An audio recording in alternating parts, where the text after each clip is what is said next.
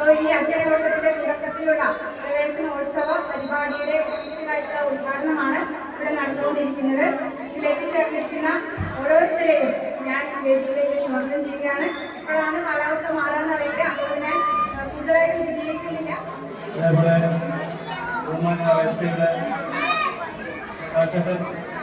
കലാസമിതിയുടെയും KKCCയുടെയും പ്രസിഡന്റുമാരുടെ അതുപോലെ എത്തിച്ചേർന്നിട്ടുള്ള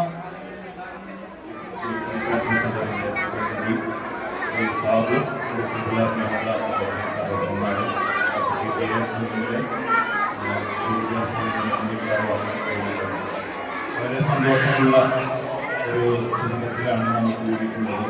ഏകദേശം 2 മാസത്തോളമുള്ള എല്ലാവരും ശേഷമെന്ന് സ്കൂളിൽ പ്രവർത്തിക്കുകയാണ്. ഏകദേശം 10,000-ഓളം മനസ്സിൽ പ്രിയപ്പെട്ടത് ഒരു ഉത്സവത്തിൻ്റെ നമുക്കിവിടെ കാണാനും കേൾക്കാനും. ഞാനൊക്കെ ടീച്ചർ പറഞ്ഞതുപോലെ 2 മാസം അവധി കഴിഞ്ഞു പ്രവേശനോത്സവവും 6 മാസത്ത് അടിച്ചു പൊളിക്കുന്നതിന് വേണ്ടി തന്നെയാണ് ഇവിടെ കുരുന്നുകളൊക്കെ ഇവിടെ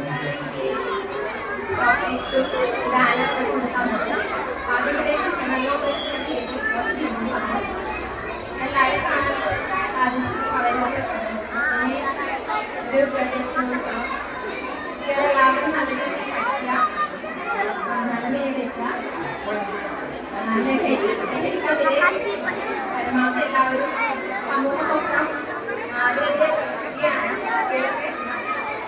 പഠനത്തിൽ മാത്രം ശ്രദ്ധിക്കുക, ഒഴിവാക്കുക, നല്ല മക്കളായിട്ട് വളരുക, നല്ല നിലയിലെത്തുക. പറയാനുള്ളൂ, ഇന്നും പോലീസ് ജനങ്ങൾക്കൊപ്പം തന്നെയുണ്ട്. മാനവരാശിയെ നശിപ്പിക്കുന്ന ഭീകര വിപത്തായ ലഹരിയുടെ ഉപയോഗം മനുഷ്യനെ തകർക്കുന്നു എന്ന് ഞാൻ മനസ്സിലാക്കുന്നു. അതുമൂലം ഒരു സമൂഹം ഒന്നാകെയാണ് നശിക്കുന്നത് എന്നും ഞാൻ തിരിച്ചറിയുന്നു. ഞാനും എൻ്റെ കൂട്ടുകാരും ലഹരിയുടെ വലയിൽ പെട്ടുപോകില്ല. ഒരിക്കൽ പെട്ടുപോയാൽ ജീവിതകാലം മുഴുവൻ അതിന്റെ ദുരന്തം അനുഭവിക്കേണ്ടി വരും എന്നും ഞാൻ തിരിച്ചറിയുന്നു. തലച്ചോറിനെ താറുമാറാക്കി നമ്മുടെ മാനസികാവസ്ഥ താളം തെറ്റിക്കുന്ന മയക്കുമരുന്നുകൾ ഉപയോഗിക്കുന്നവരുമായി ഒരു തരത്തിലുള്ള കൂട്ടുകെട്ടിനും ഞാൻ മുതിരില്ല.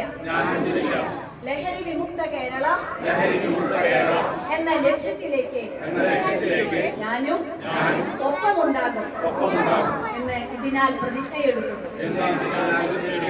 പ്രതിജ്ഞ പ്രതിജ്ഞ പ്രതിജ്ഞ.